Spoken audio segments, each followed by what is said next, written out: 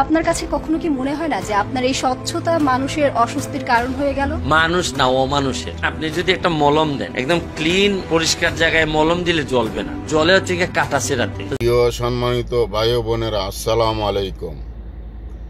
একটু video clip দেখলেন। বর্তমানে সংসদ নিয়ে দুর্নীতি, এমপি মন্ত্রীদের অন্তরে জ্বালা উঠেছে, কারণ ব্যারিস্টার সুমন একে একে যেন সব বলে দিচ্ছে। আপনারা ইতিমধ্যে দেখেছেন যে তার বক্তব্যটা ভাইরাল হয়েছে। সে 1,72,000 বেতন পায় এবং 3 মাসে সে 28 লক্ষ টাকার মতন বরাদ্দ পেয়েছে। সেটা প্রকাশ করায় সেই দুর্নীতিবাজ এমপি মন্ত্রীদের গায়ে যেন আগুন লেগে গেছে।